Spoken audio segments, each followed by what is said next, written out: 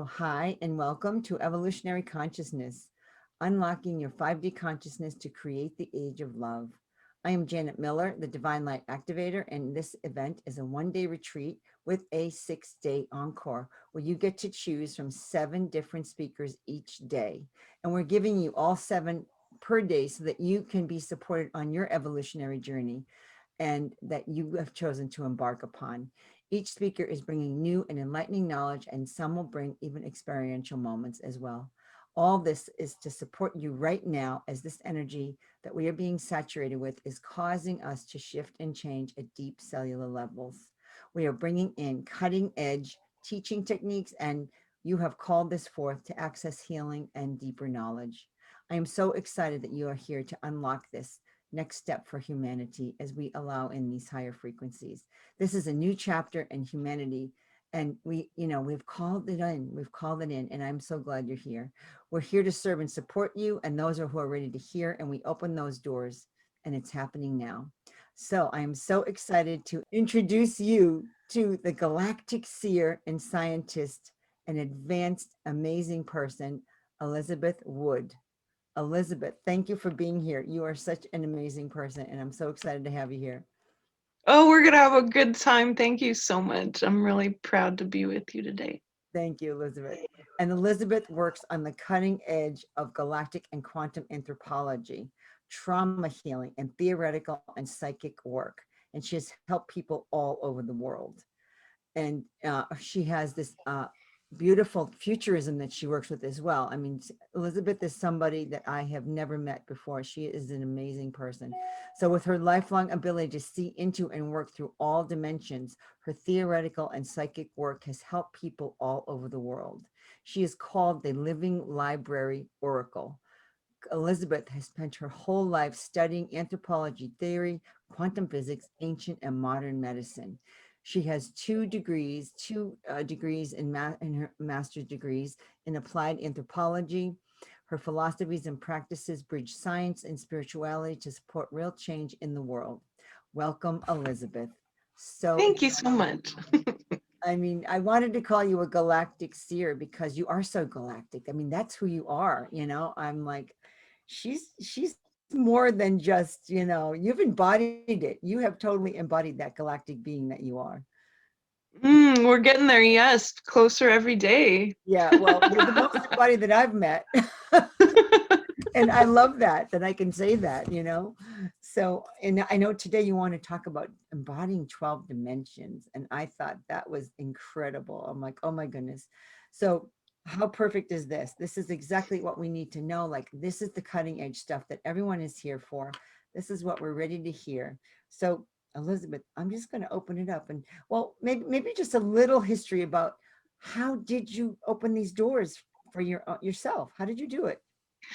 It's actually like so many with sensitive gifts. It Mhm. started out because of pain and suffering. Ah, yes. And so, as a kid who could see so much all the time and trying to navigate, being different, trying to navigate people believing that something was wrong with me, right? Ah, And so coming into science, I had a strong basis in science because my father is also a scientist. And so I decided to take the academic track quite quickly to try to understand myself. I started in psychology and in sociology, but they weren't really giving me clarity about what was happening for me in my experience. And it wasn't until anthropology, which is the study of human beings, past, present, and future.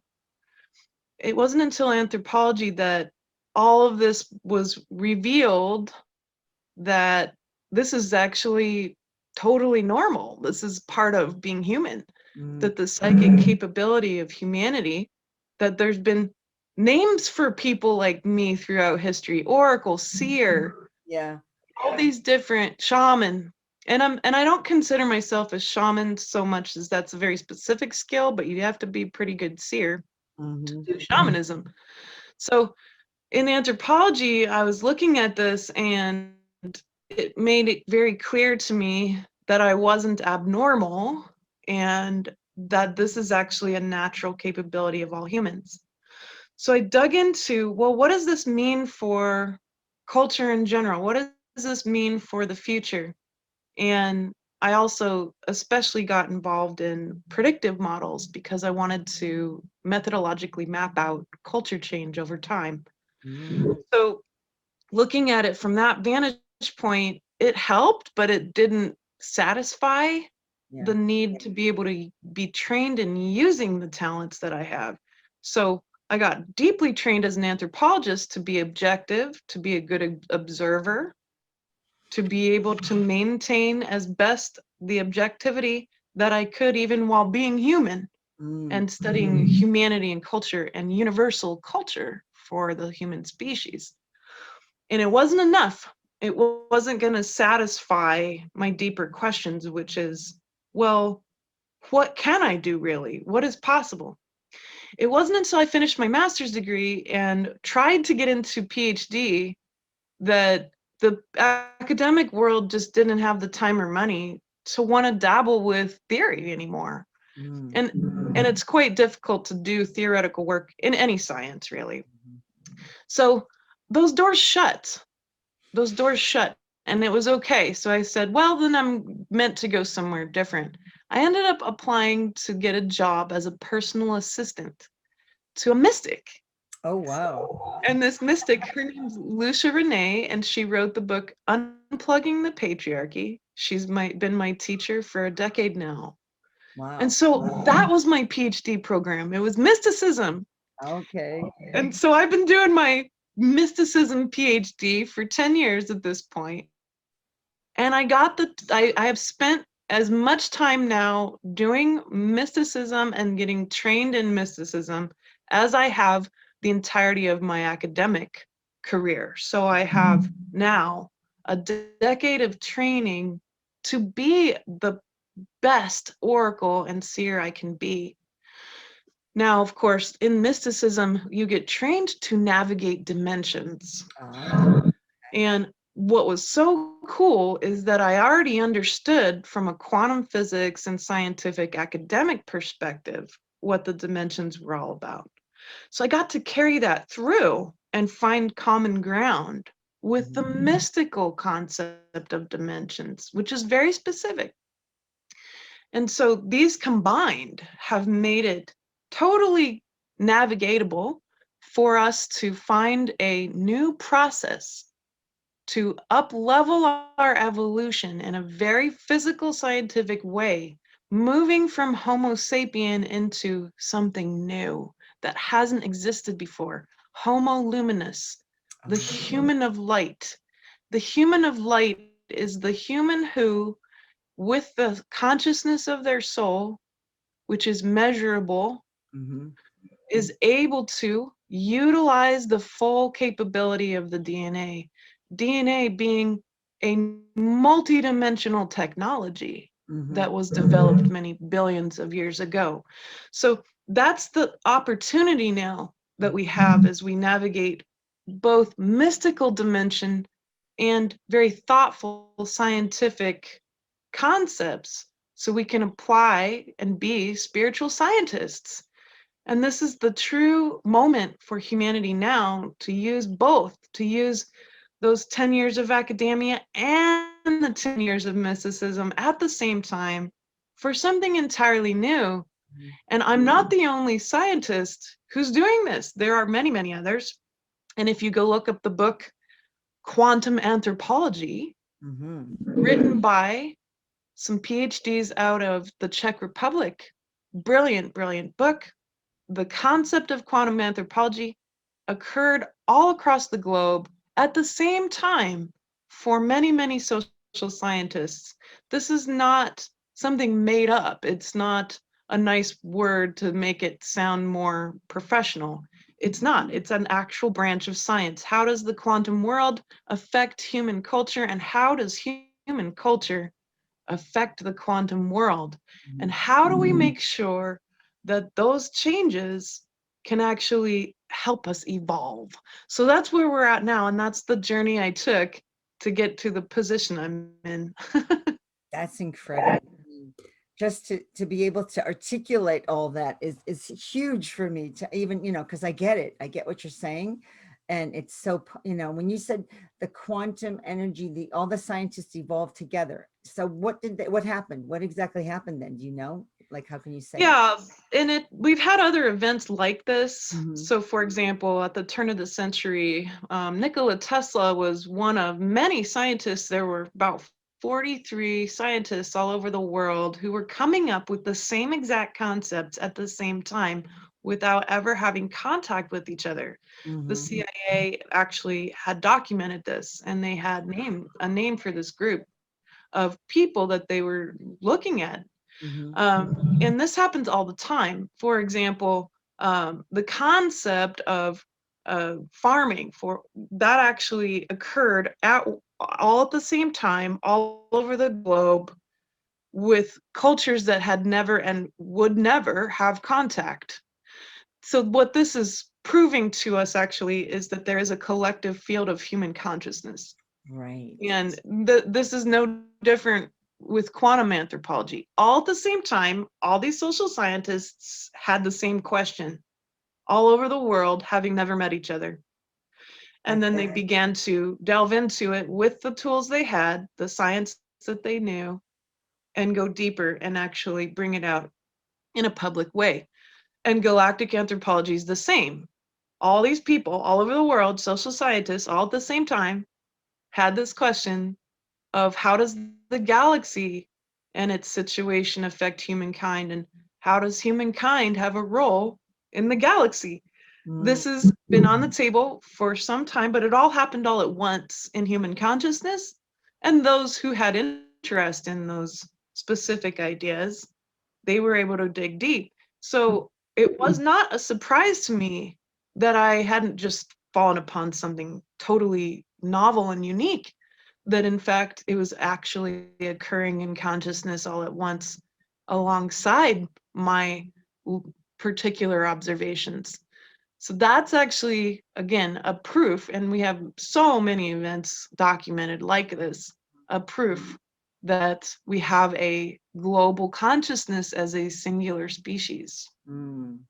That's so great, to even make that, to be able to say that and to identify it, because I'm thinking as you were talking, like, that's what the 100 monkey theory is. The 100 monkey Exactly, yeah. is quantum physics. And, like, I've said it many times, but I never called it quantum physics. So now I understand it's exactly the same thing on a very basic level that we all could get.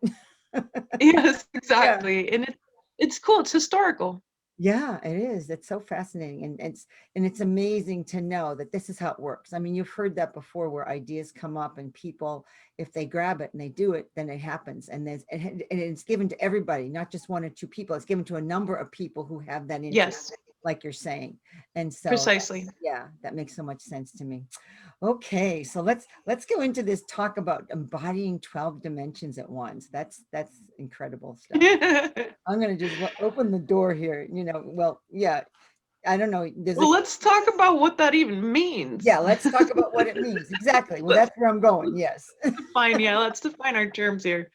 So when I say embodying 12 dimensions at once, Mhm. it's already happening. Mhm. It's not something that you're trying to achieve. It's Mhm. already occurred. So, for example, the 3D is not going anywhere. We're Mhm. not leaving the 3D. That was never what the job ever was. And I'm speaking in mystical terms. Mhm. In scientific terms, the dimensions never disappeared. They've always been there and they always are there. It's sort of like saying that, there's places where there's no electrons or something like that. That's not true. So it, we need to establish the fact that the 12 dimensions, as we know both in mathematics and mysticism, exist already, and that you're already in all 12 of them.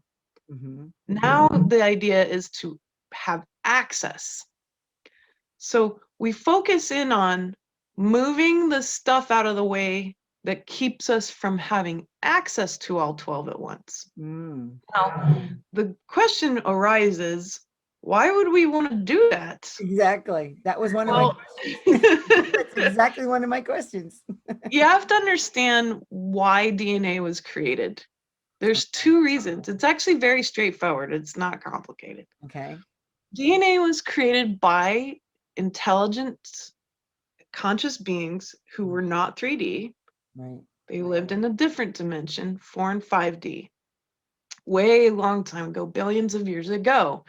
Now, these beings were very amazing. They could move in to one dimension at a time. So they could hang out in the 8th dimension for some time quite easily and enjoy that, play there, maybe move a little bit into the 12th. Maybe they go hang out in the 1st dimension a little bit. Everybody seems to leave the 1st and 2nd dimension behind, but we don't need to. It's quite fun. And here's the problem though. They'd have all these experiences, and then when they would leave their consciousness, or they'd die basically, there was no place where their memory was stored. There was no place where the memory of their experiences could be stored, so the generations after them didn't have access to it. And furthermore, it took a lot of energy to move from one dimension to another. So DNA was created. It took 1,000 years to create the very first DNA. And it was created to retain memory over generations, which is epigenetic memory, and to be able to access all 12 dimensions at once without effort. Wow. Those are the two reasons why DNA exists. And what you are literally experiencing right now is the physicality of that technology. The illusion, because of trauma being built up over 500,000 years, that DNA was planted all over the galaxy on many, many hundreds of thousands of planets, including this one. 500,000 years ago, it was put here. The physical Homo sapien body was put here. And this body was going to be in tune with Earth. Gaia gave permission for this experiment in consciousness.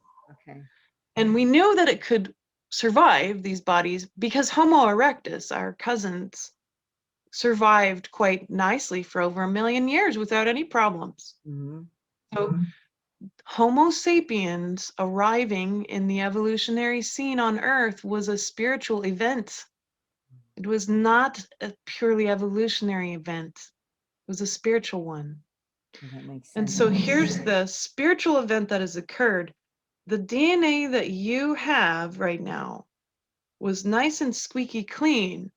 It didn't have a whole bunch of trauma, especially from the galactic wars. Didn't have a whole bunch of trauma written in that DNA. It was a fresh set of DNA. Now, DNA is incredibly powerful. It can magnify energy unlike any other tech in this entire galaxy, which has attracted a lot of beings interested in power. And so that, of course, has what has been playing out for 500,000 years, a power over paradigm. It's caused a lot of trauma. There's been a lot of subjugation. There's been a lot of horrible hijacking of our experiment. All of that's coming to an end. So here we are now at the end of that paradigm, a power over paradigm, which was necessary, deeply necessary for our compassion. We needed to evolve our compassion and love. We need to understand that suffering has given us compassion, and that's one of the gifts humanity can give. So the reason why it all happened, well, it was very, very important for our mental, emotional evolution, because we're going to need that compassion for our galactic part of our history, which is happening now. So here we have this opportunity to use the DNA the way it was meant to be used. And what is blocking you is mainly trauma. Trauma itself can get built up in someone's experience so deeply that it turns into ego. Trauma is consciousness under pressure. Consciousness under pressure. Trauma can become so pressurized and built up that it becomes ego. Ego is trauma under pressure. Oh, I And remember. so here we've got like, we've got stacks of things. We've got these stacks of trauma. Most of it's not even yours. Mhm. It's 500,000 years of your ancestors' crappy memories. And then we get to keep it. We get Well, to build it up. we actually get to heal it Well, yeah, now. I We're mean, conscious but we've taken it conscious of it. in this lifestyle. Yeah, anybody who's alive in a body right now, you signed up for this transition, which the main focus is, the main crux, the linchpin is trauma, to heal that trauma. Mhm. So here we are, we get signed up, and what happens is you'll be doing trauma healing for yourself, which feels nice, but then it doesn't seem to finalize it. It's because then you come up across this big mountain of trash bags that's your genetic trauma, that's your ancestors' lineage trauma. Now, all this trauma, again, can be managed quite swiftly. You just have to have the right tools. And when you move the trash bags out of the way, you get access to the whole house. DNA is a temple of light. The reason why you feel so disconnected, the reason why you feel triggered, or why different thoughts and painful things show up and you have a really hard time letting them go. The reason why you're worried about the future, the reason why you're concerned about the past happening again, the reason why all these ancient fears that maybe weren't around before continue to come up, especially now, is because of two things happening simultaneously. Humankind is becoming more and more conscious that this is the job, to reclaim the DNA and its full capabilities. And secondly, the earth herself is moving and embodying such high dimensions of light now, way, way past the first two triads. She's embodying the ninth dimension now, right now, the ninth dimension. So formless, pure love. This is why all of the systems in place, all of the trauma in our bodies is getting pushed to the surface to dissolve. That's why we have a collapsing global financial system. That's why we have all of these different political, economic systems, social structures crumbling, physical structures crumbling because of that. The floor, there's no floor anymore. It's formless. It's so formless. Now, what this does to our bodies, and everyone can relate to it, is it's pushing up the most dramatic trauma deep, deep within you, because it needs to be resolved. It needs to be healed. So this is when we get into, well, what do you do? How do you get rid of a trash bag? It's very straightforward. It doesn't have to be difficult or complicated. All you need is something to show you where the trash bags are. So that's why I say triggers are treasure. Triggers are treasure. Reactions are riches, because they're showing you exactly what trash bag you need to move out of the way right then and there. So let me give you an example. Had a friend of mine who's an empath, and she has been helping me for a couple years now. And I kept finding myself really irritated at her because she could feel all my feelings, right? And I'm a seer and I can see everything, but I've had to learn how to be very objective and non-judgmental. It took me, 20 years of good quality training to do that. But my friend, she can't help this stuff. No empath can. So I'm speaking to you empaths out there. Yes, I know. When your friends are like, I feel like you're reacting to things that I can't control. Well, yeah, that's for sure. So I've kept finding myself irritated. I'm like, this is good. I rarely get irritated. I'm like, this is showing me trauma inside myself. Has nothing to do with her at all.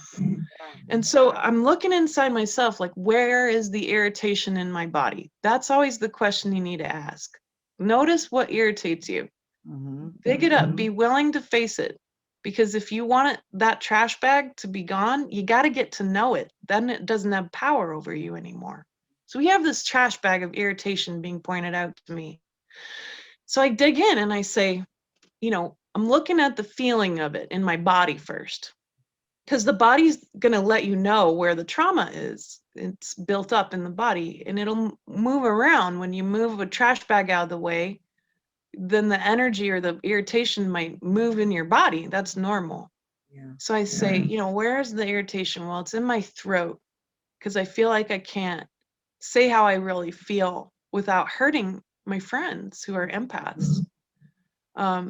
And then I notice it, in my heart. It makes me want to defend myself. It makes me want to cut myself off and try to get away from my discomfort, right? It's a defensiveness that shows up in the body, in my heart. So here's these two spots in the body that are telling me exactly where the trash bags are. So you can go deeper and get to know these trash bags. And I did. I asked these questions like, is this from like childhood trauma or what? And there was a little of that, but a lot of it I couldn't tell for sure. And it doesn't matter. As long as you can find it in your body, that's what's key.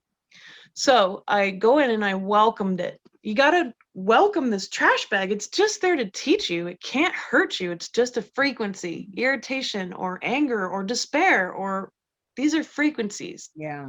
It can't hurt you. You can only learn from trash bags. You can't ever be destroyed by them, right? We destroy ourselves because we get so tired of the trash bags. And we say, nope, I'm done. I'm checking out. That's true. So the trash bag's here in the throat, and this is the practice. You just go into the throat and you allow the tension there. Again, it can't hurt you. You face the fear. You go and you follow your fear and your discomfort. Thank you. Thank you, dear throat. Thank you, trauma, for showing up here. I welcome you. You are welcome here in my body. I welcome all the learning of this irritation, this trauma in my body now. Yeah. And then I take a big, deep breath, because we just need to welcome it. You merge with something. You merge with the trash bag.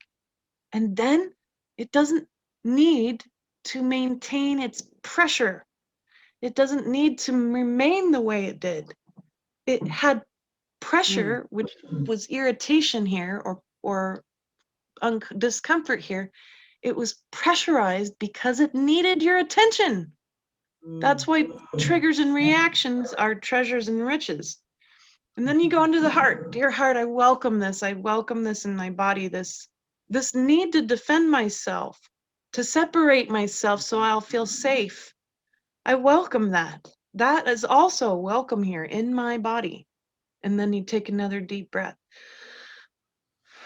The deep breath is the enter button. It tells your body that this command that you're giving it, this welcoming, is safe. It needs direction from you. DNA is the ship that you're driving, and you need to tell it what to do.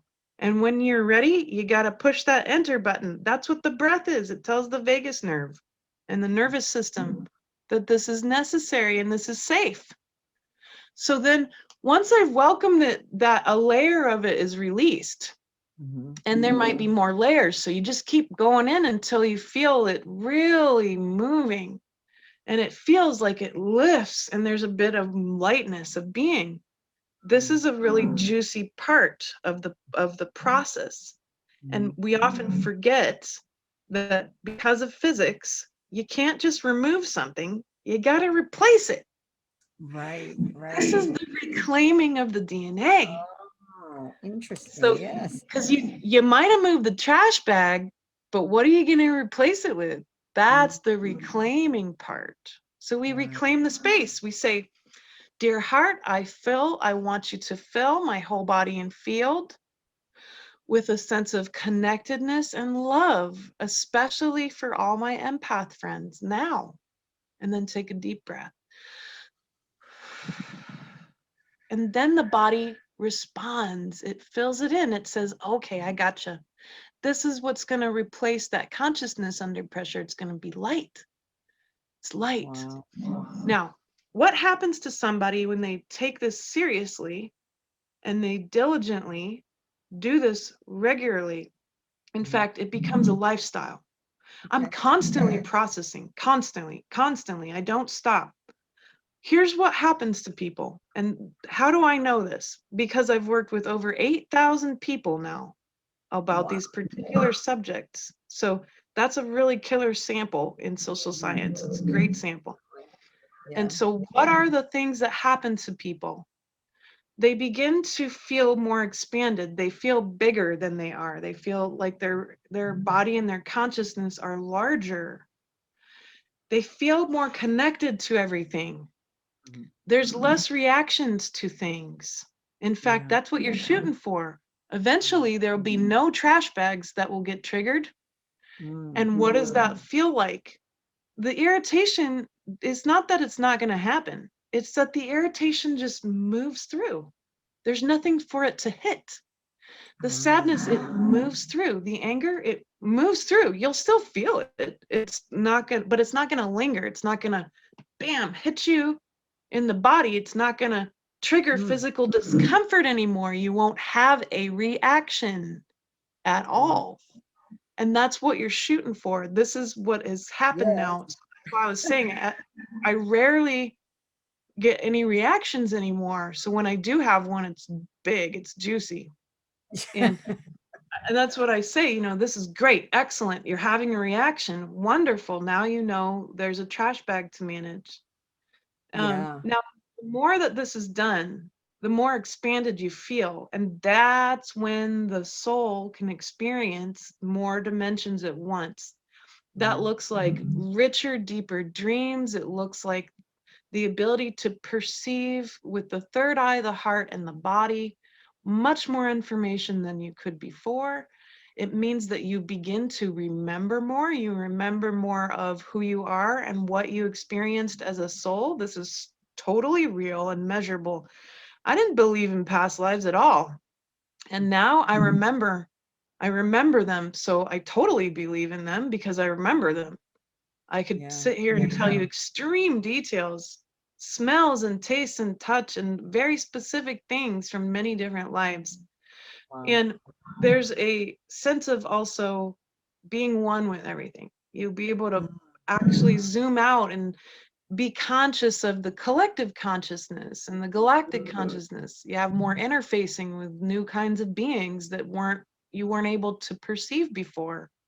And Mm. many other results occur with this particular mindset of moving trauma out of the way to get access to what's already there. And this is the enlightenment process from a scientific vantage point in a nutshell.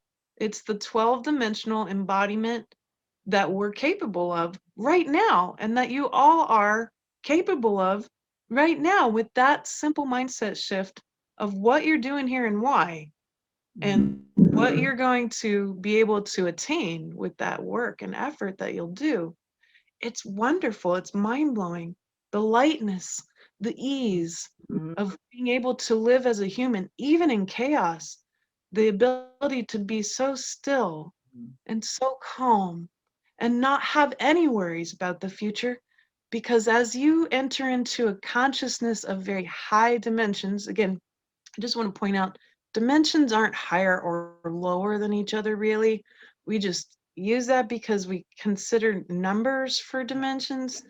It's more like a giant house that's an open floor plan, Ah. and there's no walls between the dimensions. Mhm.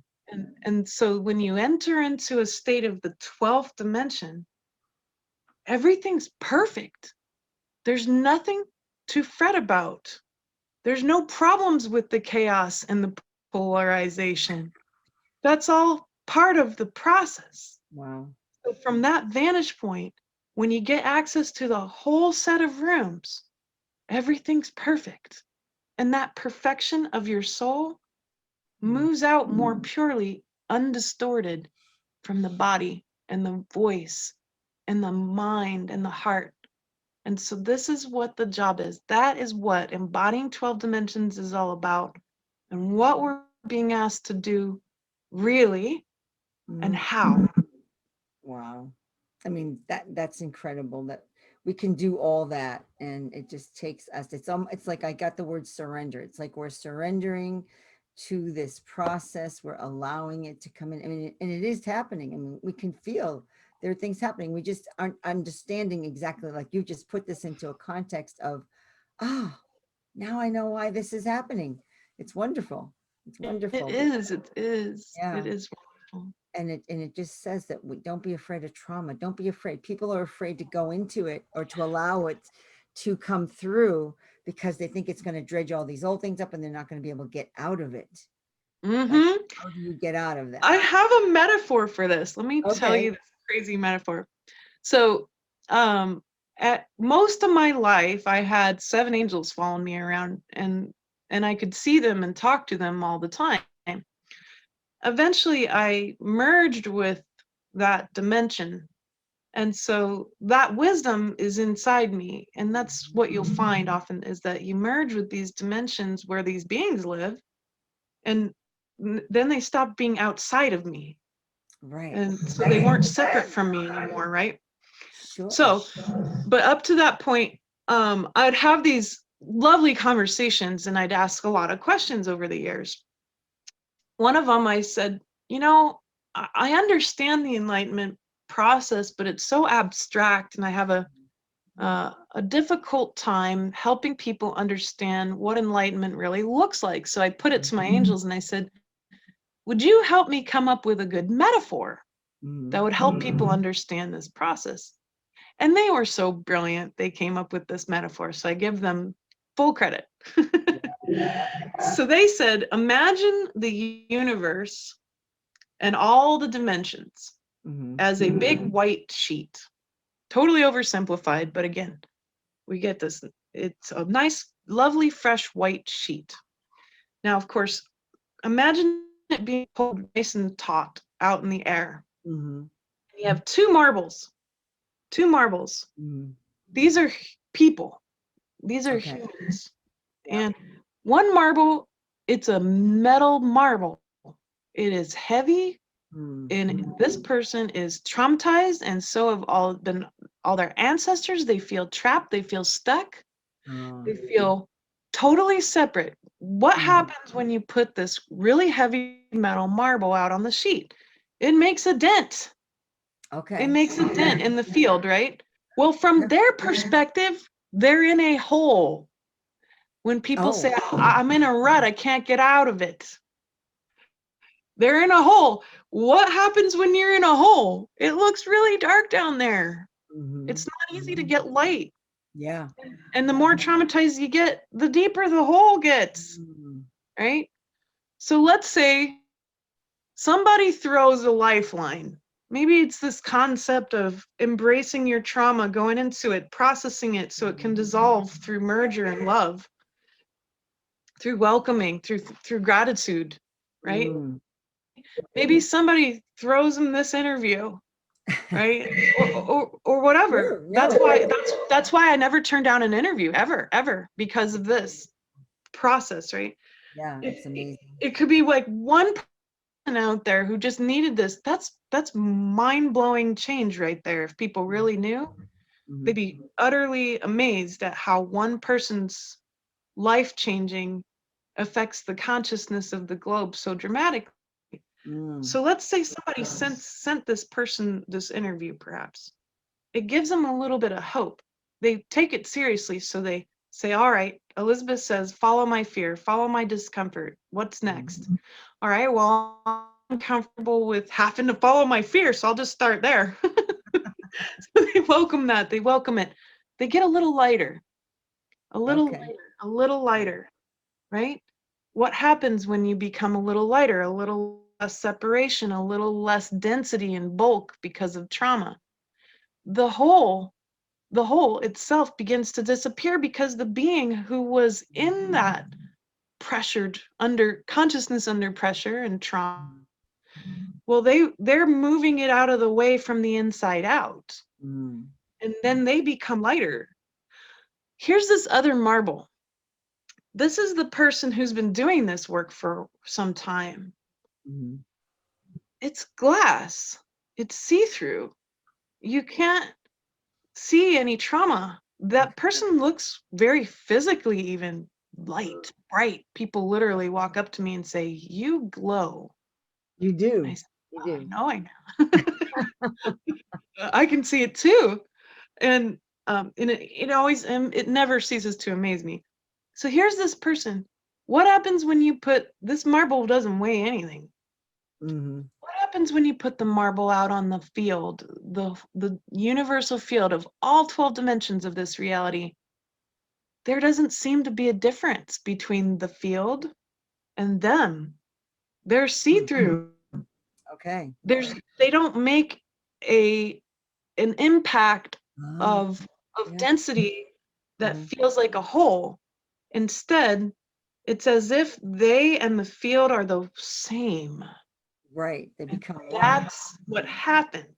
Hmm. That's what enlightenment looks like. That's what the process that we're talking about is. And I'm not enlightened by any means. I've got plenty of work to do, but this is the process. And I know that it can be attained through this process because I've watched it occur. I've literally watched someone, my teacher, over 10 years, actually attain enlightenment through this Really? process. So I Wow. know it works, and that's why I will remain continuously teaching about it. So Mm. here's the person who's doing the work. They eventually become lighter and lighter and lighter, and then they don't feel separate from the light. They don't feel like they're in a hole. They don't feel like they've hit rock bottom anymore.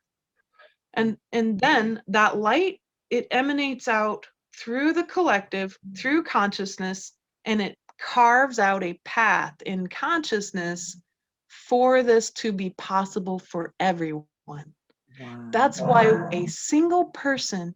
healing a little bit of trauma one day actually makes such a massive impact, because that light gets pushed out into the whole of the collective consciousness, and it makes it more possible, much easier for Mm. all of us to do Yeah. this work. And that's what this looks like in a Yeah. metaphor, and what we're I love trying to attain. Yeah, I mean, that's perfect. That's a great picture. I mean, as soon as you put the marble in like the universe, I could see it disappear. It became one. It's just Yeah, like, oh, it's not even there because it's all one. It's just done that. You've just, yeah, embodied. exactly, literally embodiment of as much light as possible. Yeah. What is the basis of all this consciousness in this universe? Everything is conscious. That's a scientific theory, actually, that everything, even atoms, are consciousness. Well, that's true. The basis of it is a stillness, a still, totally immobile, omnipotent, pure love, which is pure, bright energy and light. Love does not have an opposite. Mm. Love is the still field. Love is that sheet. Love contains the entire library of frequencies. Love Mm. is the library. Love is the screen on which your movie is playing. If you become one with the screen, which is the goal, then everything else becomes stillness. And the Mm. embodiment of that love transforms the entire trajectory of our planet and what will be happening for us, through us, as we do this work every day. That's what the universe is all about. Wow. That's profound. That's profound. And that's where we're going. That's what we're doing. That's what we're doing right now. I mean, What we're doing, you and me, right now. yeah, I mean, yeah, I had something coming in my mind, but now it's gone. It's like, okay, no, I can't go back there. That's okay. Yeah. And it's just amazing. It's amazing. I mean, that was such a huge understanding of what you're saying about what enlightenment is, what all this is. It's huge. It's huge for us to see that. And these terms that you can get, that we can get now. Yeah, that's key. We need it to Yeah. be straightforward. I always, in school and college, and university, people would always say, well, culture's complicated. Mhm. And as a theorist, I was like, no, it's not. No, Mhm. it's not. It's really actually quite straightforward. Mhm. In fact, there are universals we can count on. And the fact that all humans create culture all the time, it's the same as looking at a bird that's flying and saying that they fly. Mhm. Humans are there's no one group or one person that doesn't create culture. You're creating it right now by even existing. It's Mhm. because it's something that humans do. But the cool part is that we have this collective universal consciousness with very deep clarity about how culture changes and the methods around culture change, which is the theory that I've developed. That is consistent. So I can take the method of understanding culture change and apply it to any situation, an individual, a group, a whole neighborhood, an entire town, a state, a nation, a whole continent, the globe, and beyond. This is what we're capable of, is knowing how all this works now. And all of this kind of got shoved into a closet quite literally. I was told when I graduated with my master's degree that what I'd created was so dangerous that I'd better either join the CIA or keep it secret. I'm not kidding. That's exactly Why what is I was it dangerous? told. Because it empowers us. Is it empowering us? Is that why it's dangerous? It's both that it can be used for great, wonderful, grand power, like what we're doing now Right, right. together, and Okay. of course, power over. And that's why I was told you can't just share this all the time. You can't just be public about it. That was 10 years ago, and I'm here and I'm quite happy and ready to be quite dangerous with you. But nonetheless, it's empowerment paradigm now. It wasn't 10 years ago. Okay. And that was Yeah. actually the smartest thing anyone ever told me, was to keep my mouth shut until the time was right. Okay. So here I am, and I'm sharing it with you that we have this, it's available, and it's what we're capable of. We can influence change to this incredible degree. But here's the amazing part. Mhm. You might want the world to change. That's a noble endeavor. We want world peace. We want poverty to end. We Yes. want disparity to end. I think any normal human is going to say so. Yeah.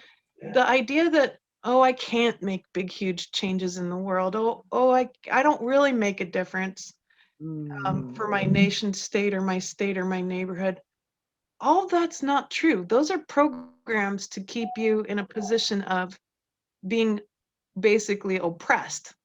Mhm. And Suppressed. I'm here to tell you the changes that you make on yourself, Mhm. you heal the world. Mm. There's a very clear process that can be measured, that when you change yourself, when you heal yourself, that you heal the world. And this is so key. So if you're even stuck in bed feeling terrible today, or maybe you're sad or depressed or angry, you're terrified about the future, you're perfectly where you need to be right now. Mhm. If you can just work on that right now, you don't have to get out of bed and go fuss around with the rest of the planet. Stay in bed, heal yourself, go in and notice how these things make you feel. When I say that you have that much power, how does it make you feel? Does it make you bring up programs in your mind that say, yeah, I keep hearing that. I haven't really found that to be true. I don't have any power. I'm totally stuck and none of this is realistic. Bow to them. Bow to those statements. They've been trying to get you by. They Yes. have. They've got you by Mm. up to this point in a system of oppression. And Mm. now we're going to reclaim that whole system and run light right back through it. And you just Mhm. do that right now by bowing to them, bowing to those programs. Thank you so much for trying to help me. I am requiring you Mm. to shut down now. Why? Because I'm the soul in charge. and I have a different plan. My plan is to take this narrow path, to actually face all my fears, to use them as stepping stones into higher states of consciousness, and to welcome whatever shows up each moment inside me. And that's what I intend to do. And then say, now, I intend to do it now, and take a deep breath. That's how you deprogram your brain. Notice those thoughts come in. Oh, Elizabeth's, she's got everything set up for her success, and I don't. Or I'm not really strong enough to do that. Or I don't really believe I can have that much impact. Bow to it. Thank you so much for trying to help me. When you are in gratitude for the programs that got you this far to help you survive in a power over structured paradigm that's very purposefully built that way to draw out all of your despair on purpose, then once you realize you are the soul in charge and you just with gratitude separate yourself from the programs, know that they're just simply there to help you function in that system. Now the system's crumbling, and now we can actually, with consciousness, run light right back through the system. That's the job. Once you continue to work on yourself, it pushes light out through the structure of the system. And where does that light go? All the way to the tippy top, all the way through all those dimensions, all the way through, and it fills it with love. And beings who are not here to consume love will be really uncomfortable, because all you have for them now is love. And they're not going to want to stick around and keep nagging you to give them more food of despair. They won't stick around. You have nothing for them. It's just love that's left. And that's what it'll look like if we continue to do this diligently, no matter where you're at, no matter how you're feeling. Wow. Yikes, Elizabeth. It's just huge. I mean, it is. And you're just free. I got the word freedom as you're saying that, the freedom that you're giving us. Like, this is your freedom. This is our time. This is why we're here now, because we're ready for it. Like when you couldn't do it 10 years ago, because we weren't really ready for this. We wouldn't know what to do with it when you came through. But now people are hearing this and they're going, oh my gosh, I never thought of that. I never saw myself as that. It's huge. It's wonderful. It's wonderful to have that. It's like the liberation that you're giving. It's a huge liberation. It is. It's radical freedom. And it is. It's true, actual, real freedom attained from the inside out. Yeah. Yes. And whoever, we always think we live in a free country. Well, we know what that's all about. We're learning that it's not the true freedom that we really are deserving of, or that we are meant to have. Yes. Yeah. I would argue actually that we have no idea what freedom looks like. And I agree. But most of humanity throughout time, that 500,000 years, the first taste of freedom was our last. And it's now time to do something new.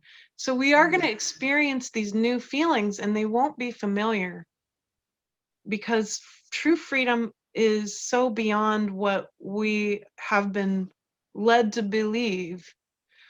And so I would argue that you're not going to easily find deep in your DNA memory any taste of freedom. You're going to create it from here for the rest of the generations that will lead us forward. It is a different energy than we've ever been able to understand, and it has to do with compassion, but it also has to do with consent. You see, one of the great gifts that human beings are going to bring to the galactic table of intelligence is the concept of consent. Not all the beings in the galaxy understand what that means. Really? Oh, definitely not, which is why abduction is so common. Okay. And demonic oppression. This is the lack of understanding by all these other beings who are not human around the concept of consent. humans will bring this gift of knowledge around consent, compassion, and love to the galactic table through our suffering. And because of it, despite it, we will bring these to the galactic table now. And so consent is part of that freedom to say sovereignty, sovereign service is the way forward. And that includes consent, and it includes being able to use the names that beings and people use for themselves. An old anthropological rule: call people the name they use for themselves. Call beings the names that they use for themselves. That is part of it. Again, I think that this concept of culture change is going to be really key for the future. And the cool secret that I realized by doing theory work like this and building predictive models is that, number one, if you want change to happen faster, you change the belief while simultaneously changing the relationship with the material. So that's what we've done today. We've planted a seed of change. I'm giving you a new belief about yourself while simultaneously encouraging you to welcome it in your body, so that there is a physical material change as well as a mind and culture based change deep inside. That's how you create change faster. We just did it today, and that will actually unfold faster now that you're aware that that's possible. And so keep that in mind when you want to see changes. Change your mindset about something and change your position or relationship with the physical, and you'll find that the change happens swifter than ever before. So when you say change your relationship to the physical, can you give us an example? Yeah, Can trauma you, healing. Trauma healing's your oh, relationship okay. with the physical, right? So it might not seem like that because you do have to use your mind to make that effort. Yeah, But when thinking of I something else, my mind went somewhere else. Yeah. Uh-huh. sure, we think, oh, the material world, so I have to change my Right. relationship with my house. No, Well, this is what I needed the clarity on. physical body. Yeah. Yeah, the physical Good. body is good enough for the material part, right? So if you want to Perfect. change the physical body, just do trauma healing and your physical body changes, and have that mindset of, I know what I'm shooting for. I'm shooting for no difference between me and the universe. And that's what enlightenment is. I'm shooting for letting these energies move through, and that there's nothing for them to hit. There's nothing that for them to stick on. There's no trauma for them to stick on anymore. So when I welcomed that irritation or pain in my throat, that was a physical change. That's what's necessary. The physical body counts as a relationship with the material, and you can always count on your physical body to be the basis of your culture change. That's what we can do from here. Wow. Well, that gave me even more clarity, because I'm hearing a word and I'm like, it's triggering me in a different way. I'm like, I don't know. And now you've just brought that back in the whole, you just wrapped it all up again in a perfect little way of understanding, and a gift of understanding. So Elizabeth, this was amazing. This was amazing. And I can't believe it's already, time has moved. And I don't know, I don't even know if I dare ask another question, but probably not. This is such a Okay. huge I don't know. I mean, you talked about three minds, and I don't know if we should even go there. I don't know if that, but I don't know. It could be a whole nother world. We could go for another hour, and I know that's not in this context today. Okay. But what do you think? What is three minds? Yeah, let's talk about the three minds as it relates to getting to know this physical body, right? Okay. So here's a cool mindset change for you that can also give you more access to your physical body. Mm-hmm. It's the fact that you have three brains, not just one. Mm-hmm. And especially in academia, we're often taught that we have this one brain, and that's what you're focusing on developing. And that's simply not true. Mm-hmm. The brain mind has its abilities. And so the brain mind is good at pros and cons, it's good at transactions, and it's good at logic. Okay. And then we have the heart mind. It's an actual brain. It literally has neurons in it, just like the gut mind does. Neurons, real brain matter is in the heart. Mm-hmm. So we have the heart mind, and the heart mind is actually good at memory. That's where all of your perfect body memory lies, because the heart doesn't barely regenerate at all. That whole heart's been with you the entire time. And so he or she remembers everything without prejudice. The heart's not going to magnify stuff or black things out or forget anything. So the brain mind's actually not very good with memory. It's poor at memory. It erases stuff all the That's time, shoves things into the subconscious, and you never remember it again. So if you really want to know from your physical body's experience about where you're at, the heart's going to give you that information. Then you have the gut mind. You're not just talking to the intestines. You're talking to the bacteria that run your body. There's bacteria in your brain. There's bacteria all over your body. In fact, if you freeze dried me or you, Janet, and you sifted through the biological matter that was left, most of it is not even you. Most of it is bacteria. right. Now, that bacteria has a really ancient relationship with the plant, and that's who you're talking to. You're emissaries of the earth. Mm-hmm. So when you tap into your gut mind, and you just notice it, all you have to do now to access them is talk to them, ask them questions, and just talk to them every day. Talk to your heart and gut, and they will keep responding to you. They'll open or they'll close. You'll feel excitement or you'll feel flatness. You'll feel a yes or a no. Mm-hmm. And it's constantly talking to you. It's just that we've been cut off kind of from the neck up to Yes. function. And so if you want full body enlightenment, if you want to embody all 12 dimensions, you're going to want to chat with your heart and gut and Mm. include them, because they're going to guide you just so precious that you can be guided by three minds, not just one. And that's what I call full body discernment, to make choices with your whole body and your whole embodiment in all dimensions, Mm. not just choices from the mind and what you're worried about. Mm. And so a very different approach at life.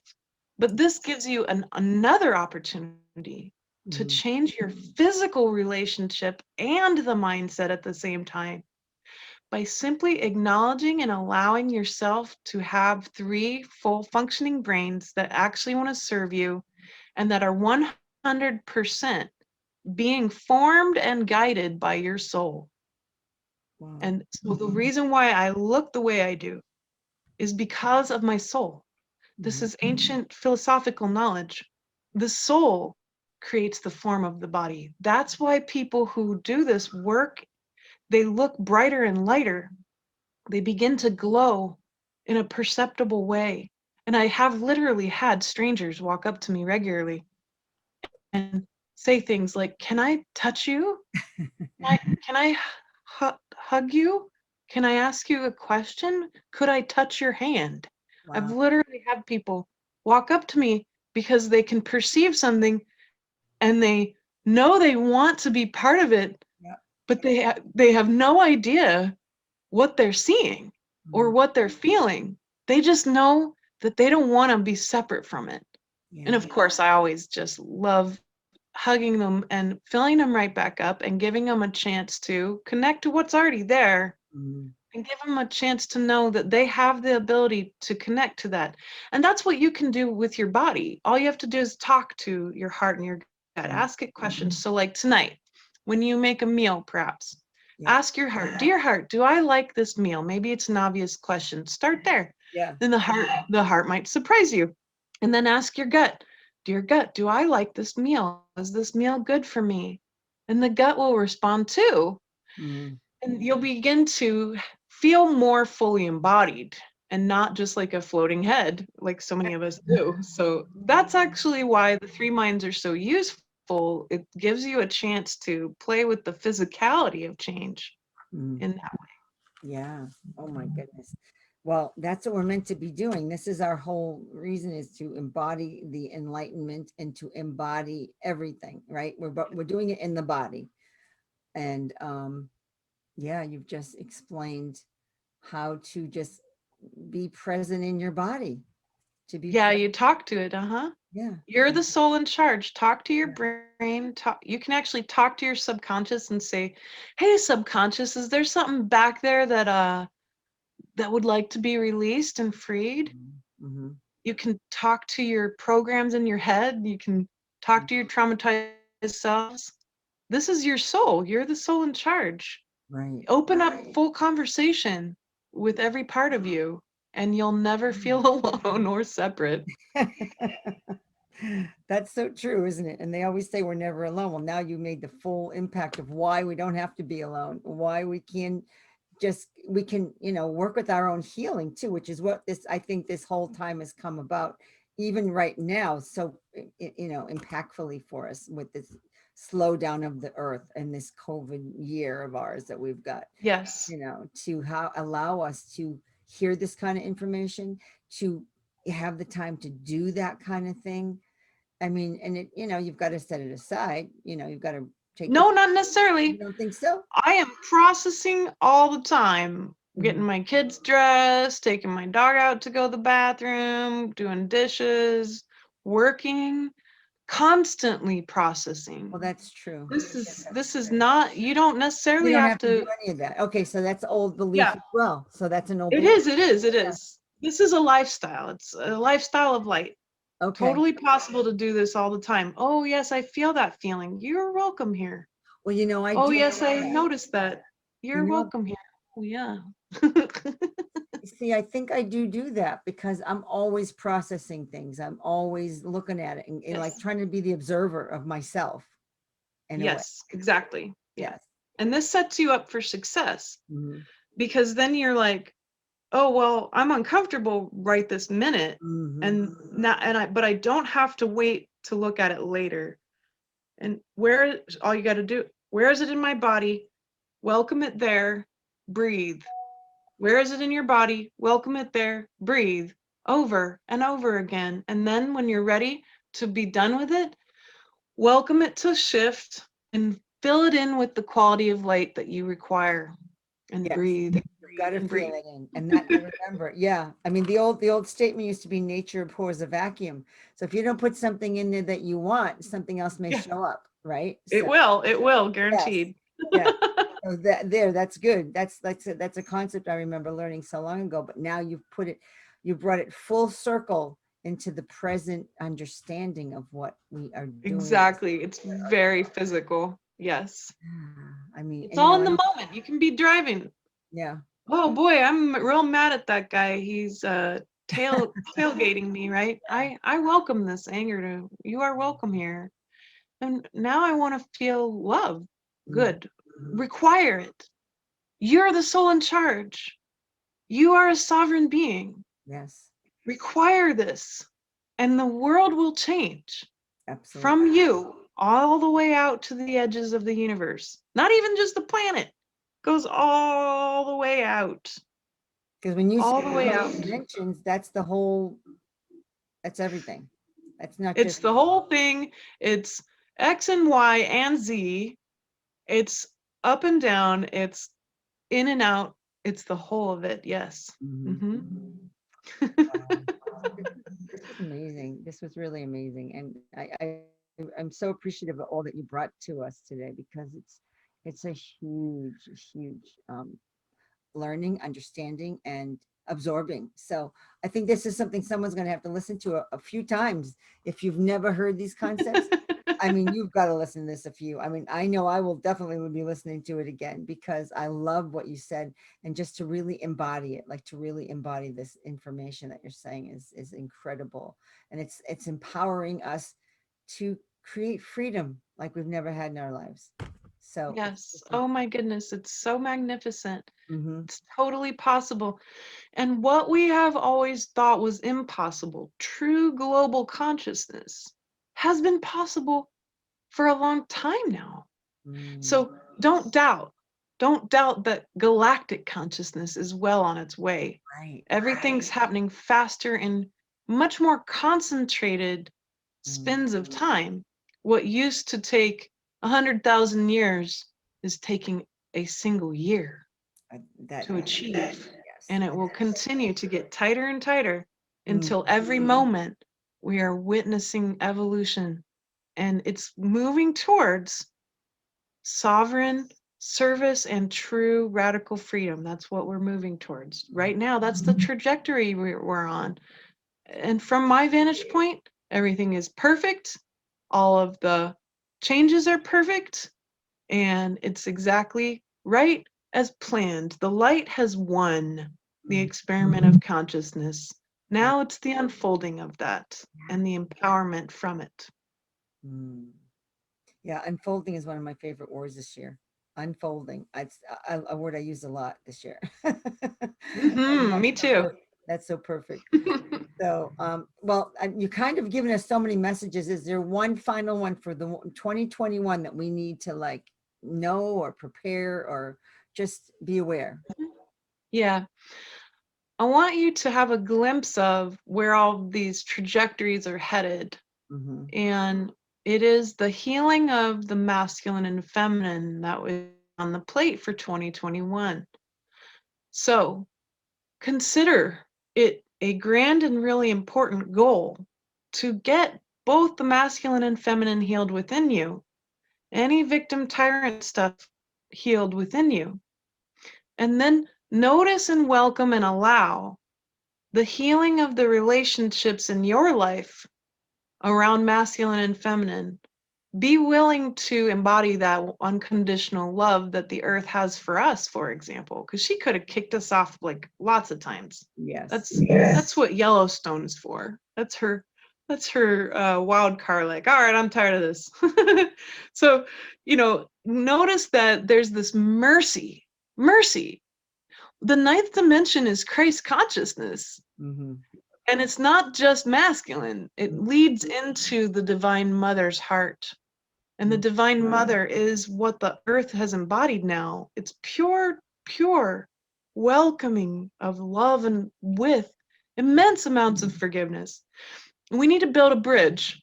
And it's going to be a bridge based in the deep knowledge that the feminine and masculine are two doors that open a single gate, and that they must work together to open the realm of the empowerment paradigm where we position ourselves on the Galactic Council of Light properly, gaining our position as galactic members, and no longer just the little kid who got bullied on the playground. Mm-hmm. We're going to end it using love, compassion, and consent. And so if we really want that, masculine and feminine healing is what is key on the plate, and we must merge with the masculine and feminine together in each of us. Then it's going to lead into continued merger of the mind. And I'm talking about the collective field. Human beings in these bodies have a specific frequency signature. That's the true internet. That's the one where we can imagine each other on the other side of the planet, where we can remote view each other all the time easily on the planet. We've gained global consciousness, so it's easy for me to imagine a young woman in Sudan or a guy in Egypt. Oh, absolutely. It wasn't like that before. Mm-hmm. And so now we have this. But the next step after that healing event of the masculine and feminine is the merger of our consciousness. We're being called into one mind. Right. In order to do that properly, we cannot have a whole bunch of ego and trauma distorting the field. So that's why your healing is so key right now, and you ought to focus in on that as a number one priority of your life. That healing is actually going to allow you to experience so much more knowledge and wisdom than you ever imagined was possible, because you'll be clear enough to connect to the singular mind of the human race, the Homo luminous. And that's the goal. That's the glimpse I want to give you. This is going to unfold over the next decade. Mm. But this next year is key. And we're stepping into not only sovereign service and including the self in our healing, but the healing of the masculine and feminine in that relationship, because there cannot be a power over paradigm anymore. It's the end of the patriarchy. It's the end of the power over, and it's the end of the separation of masculine and feminine. We've got to work together. We need that whole in order to function as a species. So that's the next step. And we can all do that diligently. Just notice what shows up in consciousness for you. Just notice that. You don't have to go digging around. Really, you don't. It'll all come to you. It'll come to your attention. Start inside of you and then move from there. It'll all make sense over time, but that's what I want people to know is possible. And all the possibilities are really feeding quite nicely into that trajectory at the moment. So I'm really quite proud of humankind right now. A lot of us might be thinking that we're all sorts of scrambled, but the fact is the fact that I can sit here on this interview with you, this is amazing. This is how we know we have won. The light has won.